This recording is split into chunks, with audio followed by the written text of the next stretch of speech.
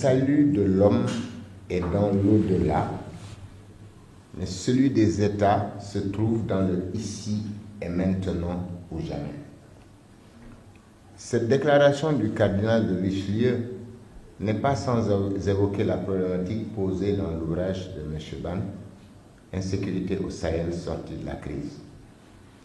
En effet, dans ce double mouvement qui prend à contre-pied Ferdinand de Habsbourg et qui contraste l'humain et l'État, la question était et reste celle de sauver des États, essentiellement face à des prétentions religieuses, mais aussi systémiques.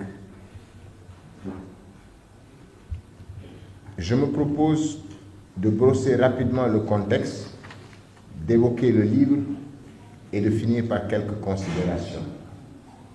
Comme dit l'adage, les plaisanteries les plus courtes sont les meilleures. J'espère que la mienne le sera. L'Afrique traverse actuellement une période comprenant à la fois des opportunités et des défis sur la route qu'elle s'est tracée pour arriver, à l'instar d'un pays comme la Chine, à une place honorable dans le système mondial. À cet égard, on peut noter qu'elle a des ressources naturelles et humaines suffisamment prometteuses pour cela. Toutefois, le mouvement de restructuration du monde que nous appelons une transition systémique est plein de défis. Il avait été anticipé par Stanley Hoffman quand, peu avant la fin de la guerre froide, il disait qu'il y avait que les États-Unis avaient le choix entre opter pour la suprématie et opter pour un ordre mondial consensuel. L'ordre mondial consensuel, disait-il, leur aurait demandé de revenir sur beaucoup de leurs certitudes. Mais la recherche de la suprématie aurait, à son avis, donné un chaos qui ferait qu'ils n'auraient ni l'un ni l'autre. Parole prophétique s'il en est, et qui explique pourquoi les craintes actuelles sont nombreuses et justifiées quand on observe tous ces partenariats stratégiques entre les États et qui rappellent étrangement quelque chose qui est loin de la sécurité collective, mais plutôt de la défense collective. Et malheureusement, cela trahit l'impotence des organisations de sécurité collective que nous connaissons. Et il suffit de regarder l'Ukraine, la Palestine, la RDC, le Soudan pour s'en convaincre. Le choix semble donc être entre trouver les voies et moyens de renverser la tendance actuelle ou voir les aspirations africaines renvoyées au calendrier grec. Donc cet ouvrage de M. Ban, comme offre de contribution pour sortir du cercle vicieux de cette insécurité devenue chronique, est donc la bienvenue. L'auteur a le mérite de bien poser la problématique que j'ai évoquée tantôt en parlant du cardinal de Richelieu, sauver les États du Sahel. Ensuite, de donner une analyse pertinente de la situation et faire des propositions, convaincu qu'il est encore possible d'arrêter la crise grâce à la co-construction par les Africains d'une stratégie régionale de coopération avec les grandes puissances, du moins certaines, mais sous réserve de commencer par régler les contradictions internes aux États. J'y reviendrai dans mes considérations finales. Cet ouvrage est articulé, même s'il est numéroté d'une manière que je trouvais étrange, mais bon, je n'ai pas l'habitude, en 6 chapitres. J'ai considéré que les 2 premiers constituent un exercice certain d'ouvrir un débat géopolitique au sens classique du terme, c'est-à-dire histoire et géographie. L'histoire, quand je regarde le premier élément qu'il donne, la conférence de Berlin, il me semble presque être en face d'un événement qui a préparé le continent en tant que réceptacle pour tous les ennuis ou les problèmes qui sont arrivés dans son histoire. Préparer un réceptacle pour y introduire plus tard d'autres choses. Et nous voyons l'histoire qui se poursuit avec l'étape de la guerre froide, avec ce fameux discours de Winston Churchill, le discours de Fulton, Missouri, prononcé en mars 1946 en présence du président Truman. Cette fausse rupture de l'unipolarité, alors que nous l'attendions tous, mais qui n'a pas tenu la promesse des fleurs. Les stratégies de restructuration du système qui ont suivi et qui expliquent beaucoup de conflits en Afghanistan, en Irak, en Libye et autres. Il suffit de se reporter à Paul Wolfowitz qui déjà annonçait qu'ils avaient encore une dizaine, une quinzaine d'années pour au moins 7 guerres qui étaient annoncées et dont parle le général Wesley Clark dans son ouvrage. Et enfin, on arrive à cette rencontre à la rencontre de tous ces éléments dans un premier temps en Algérie. Parce que l'Afghanistan, nous nous souvenons, Brzezinski, quand il en parlait, avait dit, avoir déclaré au président Carter, avec l'Afghanistan, nous allons leur donner le Vietnam. Et cette conséquence de l'Afghanistan explique l'Algérie. La défaite en Algérie de ces forces terroristes les a poussés vers le sud. Je me souviens en 2007, dans une discussion, je me permettais d'expliquer ce mouvement, la position de toutes ces organisations terroristes et en prévoyant leur association avec les criminels trafiquants de drogue, pour une raison très simple. Ce que j'appelais le mur de l'Atlantique contre la drogue a obligé à un contournement d'obstacles. Et ce contournement d'obstacles, forcément, pour pouvoir rejoindre les pipelines du trafic de kiff, de hashish et tout ça en Afrique du Nord, devait entraîner une entente avec les organisations terroristes. Donc, un échange de ressources qui se ferait à notre détriment. À ce premier problème, s'est ajouté un second, avec hélas la Libye, qui nous a donné le partenariat entre ces terroristes et les rébellions. Et à partir de là, le barrage était plein. Et on pouvait ouvrir maintenant et produire de l'électricité, ce que nous voyons actuellement. Pour la géographie, je serai bref.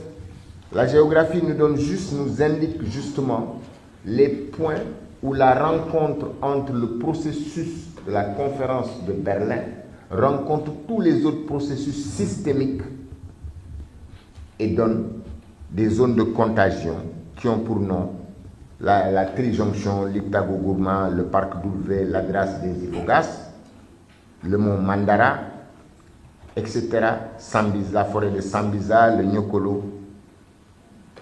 Tous ces endroits ont en partage, la difficulté d'accès, la capacité de s'y cacher et d'être dans une zone de contradiction politique, avec des régimes qui n'ont pas suffisamment pénétré leur population pour en avoir le contrôle nécessaire à la sécurité. Quand on passe au chapitre 3, 4 et 5, je trouve deux niveaux. Le niveau des acteurs régionaux, qui est donné par deux expériences. Au niveau du chapitre 3, on parle de l'Algérie. Au niveau du chapitre 4, on parle de l'expérience marocaine.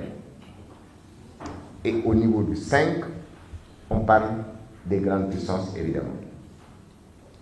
Dans ce chapitre 3, l'auteur plaide pour un recalibrage de l'approche unilatérale de l'Algérie par l'insécurité djihadiste. Le défi, effectivement, djihadiste avait été relevé grâce à une victoire politique et militaire, mais qui s'est traduite donc par le déplacement que j'évoquais tantôt vers le sud.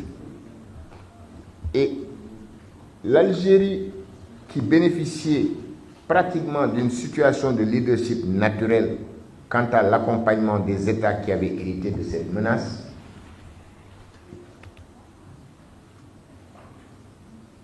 n'a pas vu ces stratégies couronnées de succès.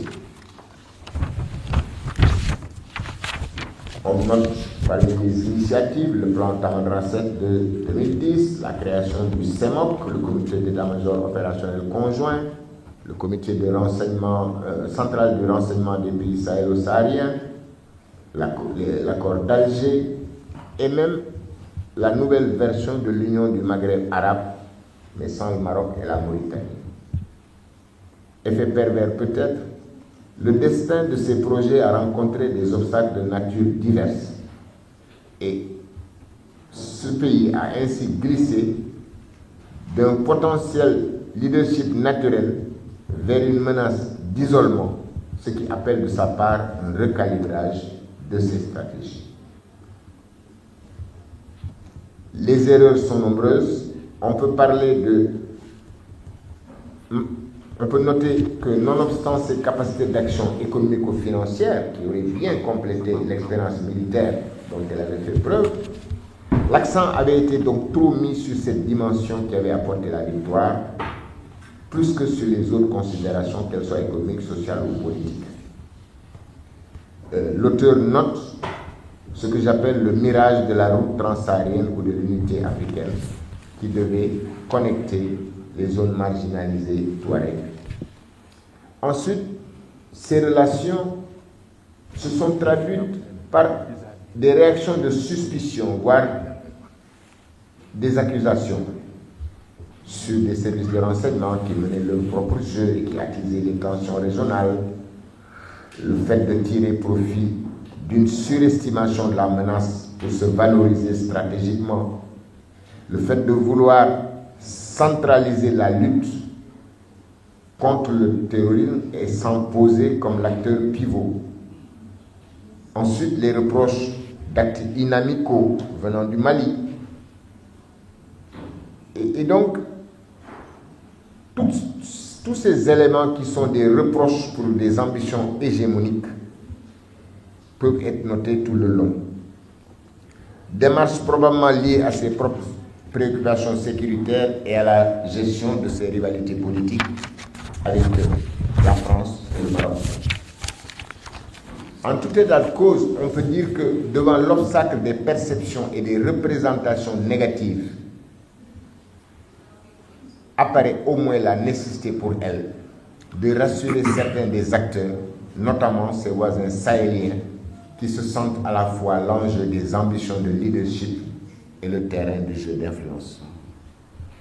Le chapitre 4 nous amène au Maroc, où le titre « Encourager la démarche inclusive et communautaire du Maroc » parle déjà. Il s'agit d'une stratégie nationale qui est devenue modèle et qui ouvre à ce pays une opportunité de leadership grâce à la qualité de son référentiel. Et ce modèle a été proposé, a même reçu un label de crédibilité quand son expertise a été sollicitée par les États-Unis, par l'Europe, etc.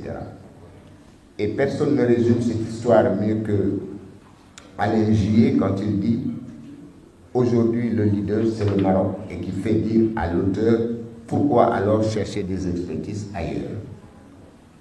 En effet, en interne, le Maroc a mis en place une politique de déradicalisation avec le programme Moussalaha, dont l'auteur parle, et qui est inscrit dans une triple réconciliation. Pour tout ce qui était mêlé au mouvement terroriste, il y a la réconciliation avec soi-même, avec les textes religieux et avec la société. Et les initiatives qui ont amené ou sur lesquelles sont assises ces réformes, c'est les réformes donc, de l'espace religieux, de l'arsenal juridique, contre l'extrémisme religieux et le terrorisme, ainsi que son financement et le blanchiment. À côté de ces réformes, maintenant, se sont ajoutées des mesures sécuritaires, comprenant avec le Bureau central d'investigation judiciaire la lutte contre la cybercriminalité, la protection des infrastructures critiques. Et la dimension importante, pas toujours directement perçue, sociale, l'accès à l'eau potable, l'irrigation.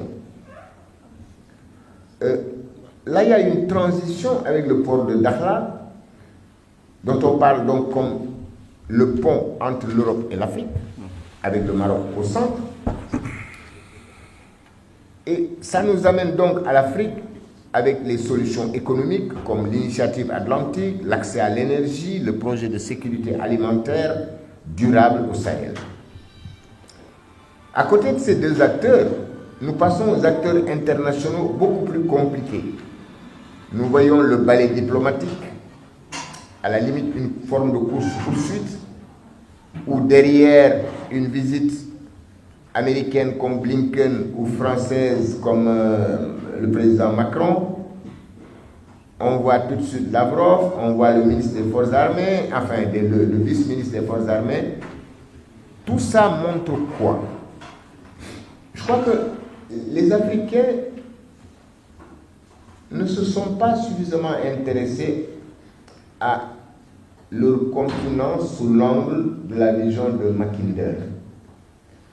Sir Halford Mackinder, qui est pourtant le père de la géopolitique, avait créé le concept de Heartland. Mais il avait pris la précaution dans une deuxième œuvre de préciser donc qu'il n'y avait pas un seul Heartland qui est la Russie et son voisinage, mais qu'il y avait aussi un Heartland méridional, qui est l'Afrique subsaharienne. Et il précisait, je parle bien de l'Afrique subsaharienne parce que les États de l'Afrique du Nord sont inscrits dans la géopolitique de la Méditerranée. Et donc, pour montrer que les géopolitiques locales trouvent une grande importance à ces niveaux-là. Et ces grandes puissances aujourd'hui, et plutôt je devrais dire depuis 2015, sont dans une situation particulière.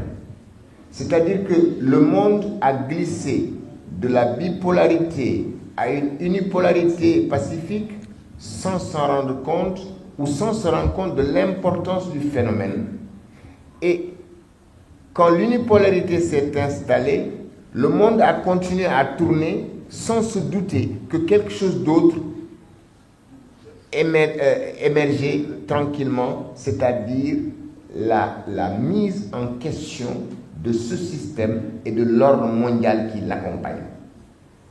On peut le comprendre parce que tout compte fait, combien d'exemples de transition pouvons-nous voir immédiatement dans notre culture propre?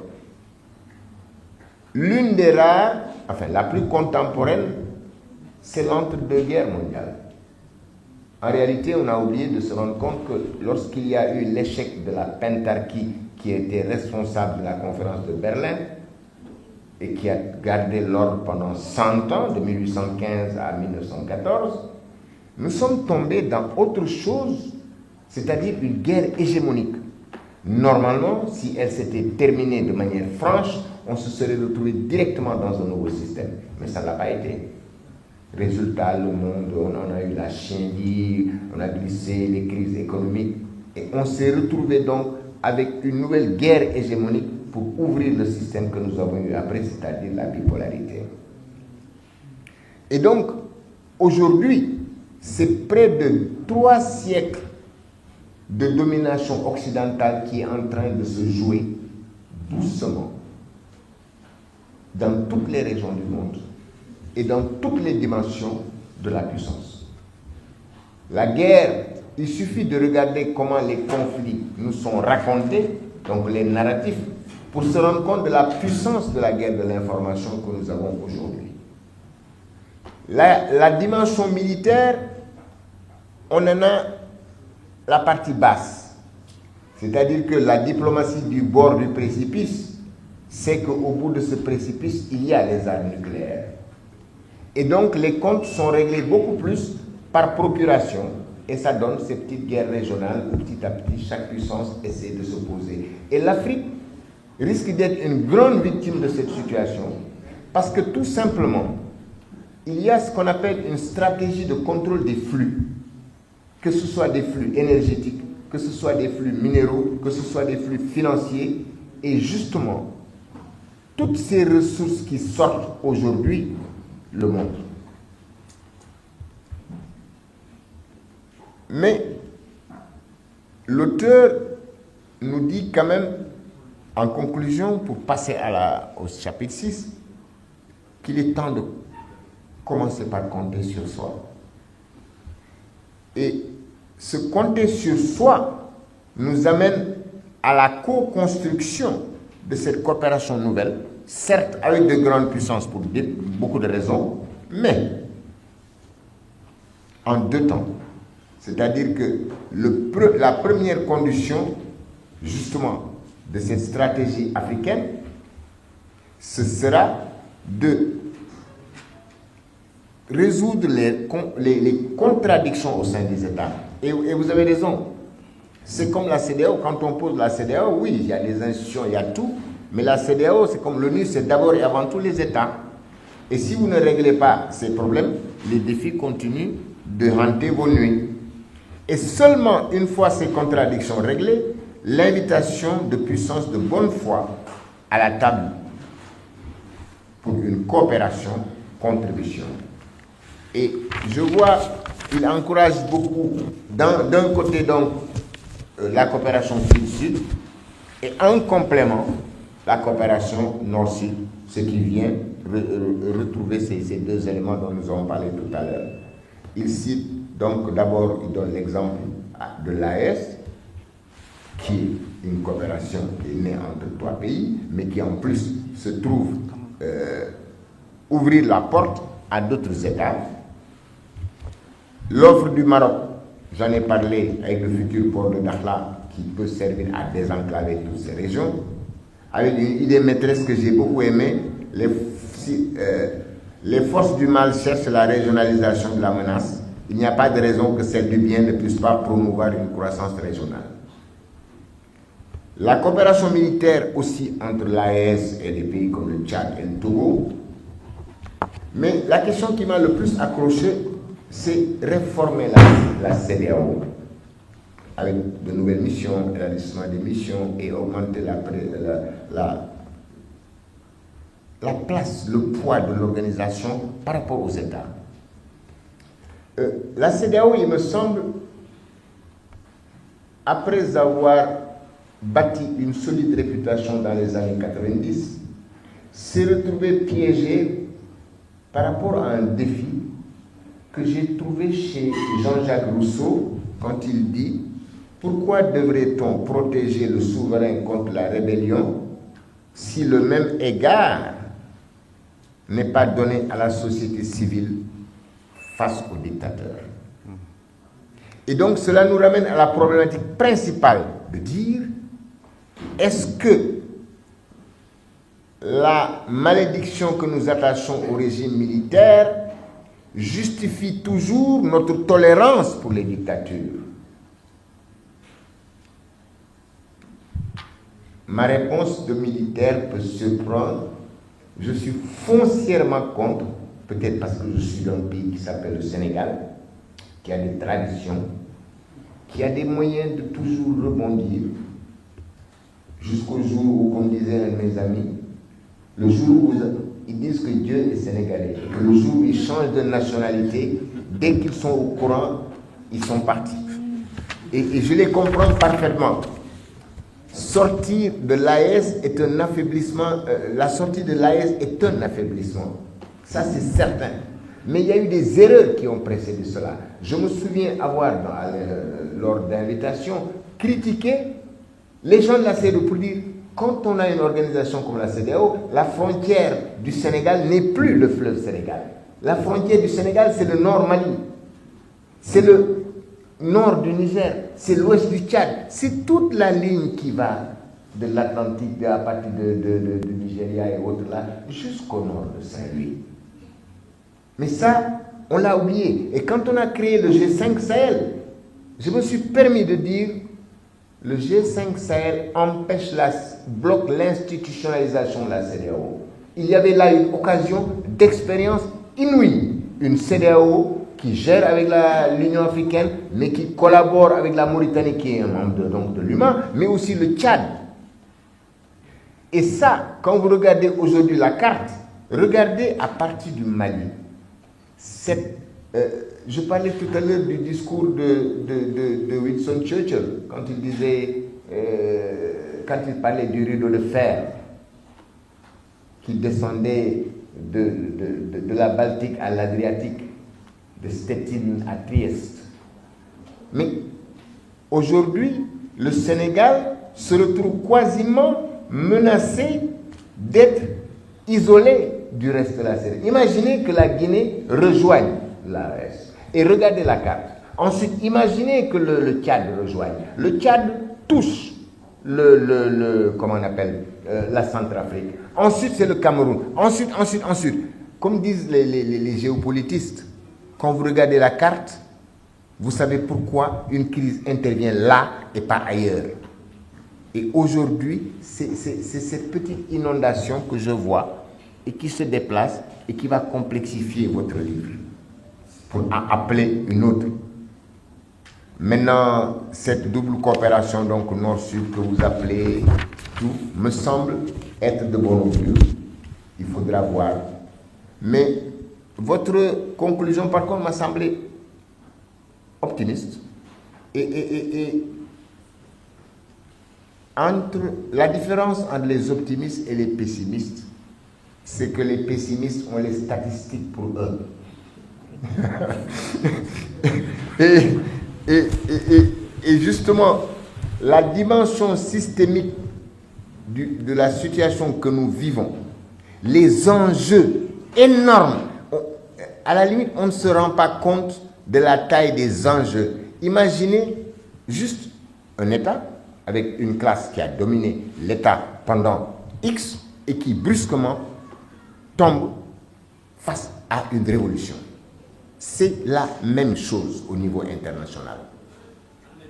Et nous devons en profiter, à mon avis, pour démystifier les structures internationales. Ça peut se surprendre, mais c'est Kenneth Walsh qui disait, les gens analysent les conflits en partant d'abord, ils peuvent parler des individus, mais ça ne suffit pas, ensuite des États, et s'y arrêtent souvent. Il dit, ceux qui le font du réductionnisme.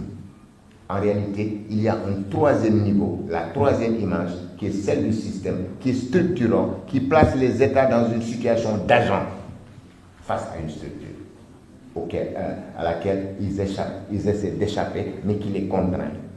Et c'est à ce niveau donc que nous avons dans cette structure, des structures de surface que nous voyons, qui sont des organisations, et nous leur attachons toutes les qualités possibles, alors que ces structures sont essentiellement au service d'eux ou des États qui dominent le système. Et donc, nous devons cesser d'être naïfs, nous les Africains. Malheureusement, derrière, il y a la structure profonde qui, elle, est faite de moyens coercitifs.